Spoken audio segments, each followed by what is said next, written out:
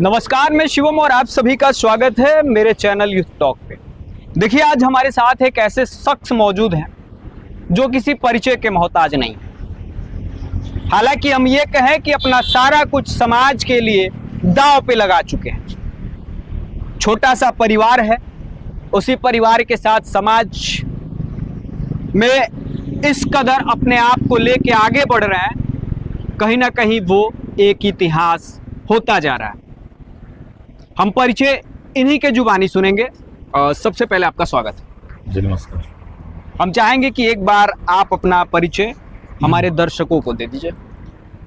मेरा नाम नवीन श्रीवास्तव हुआ और बिहार गोपालगंज के एक छोटे से गांव मानिकपुर में मेरी जन्मधरती है और वही इलाका आज का डेट में जो दियर का इलाका है वही मेरी कर्मभूमि है। और अपने पिता के बनाए हुए मकान में अपनी माँ के साथ रहता हूँ और कुछ कार्य हैं जो ऐसा लगता है कि जो दिल में जो कहा, दिल से सोच के काम करना, वही कार्य करता हूँ। इसमें जो भी लवारिस शव होते हैं उस लवारिस शव का अंतिम संस्कार, दूसरा जो है दियर के क्षेत्रों में जो गंडक का कछारी इलाका है उन क्षेत्रों में बच्चों के लिए शिक्षा की व्यवस्था, जिसमें आज 5 केंद्रों के माध्यम से 800 बच्चे निःशुल्क शिक्षा ले रहे हैं। तीसरा कि जो इर्द गिर्द के 18 गांव हैं उस प्रत्येक गांव में 2-3 लोग ऐसे हैं जिसका कोई नहीं है, तो उनके लिए भोजन की थाली बनाकर टिफ़िन में पैक करके उनके घर तक पहुंचाने का कार्य।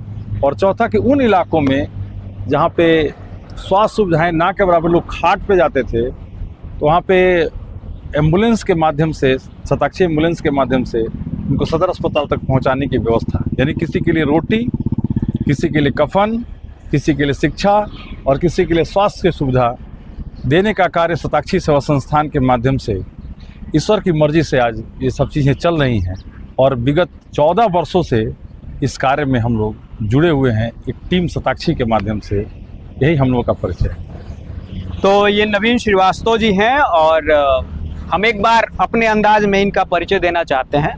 इन्होंने तो दिया ही, लेकिन अब हम आपको बता दें कि ये गोपालगंज के वो लाल हैं जो अपने बल पे उन असहायों को दोपहर का निवाला देते हैं। ये वही नवीन श्रीवास्तव हैं जिनका भाई कोरोना काल में मौत के मुंह में समा गया। उस भाई की बॉडी को लेके ये कुछ दिन तक खोजते हैं। डूबने की वजह से मौत हुई थी, कुछ दिन खोजते हैं, बॉडी मिलती है कि नहीं मिलती है, लेकिन एक उम्मीद से एक बॉडी मिलती है।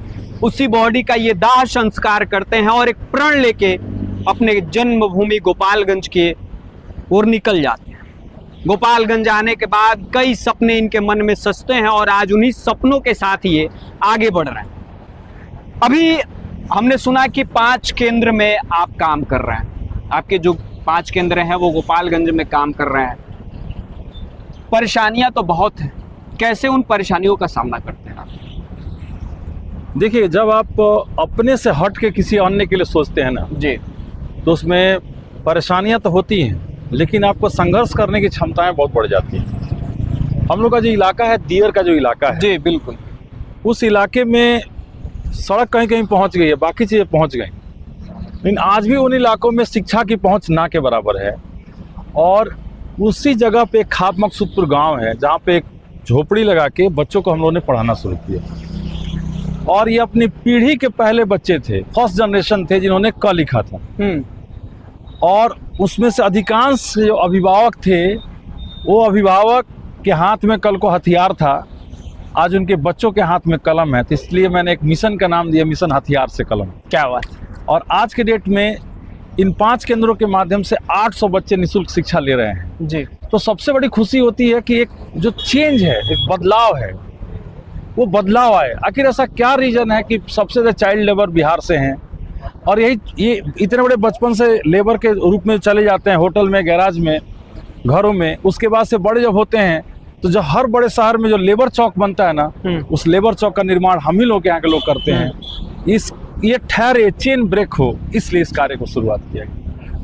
लेकिन देखा जाए तो जो आप मकसूदपुर का क्षेत्र बता रहे हैं वो काफी बाढ़ से प्रभावित क्षेत्र है। जी बिल्कुल। और हमको लगता है कि हर साल माँ गंगा की जो बाढ़ जब आती है तो कहीं ना कहीं उस चपेट में आने से वो बदल जाता है, उसका रूपरेखा जो है बदल जाता है। बिल्कुल, कहीं ना कहीं देखा जाए तो नीति और नियति दोनों का मार वो हर साल झेलता हुआ बिल्कुल, नजर आता है। बिल्कुल बिल्कुल।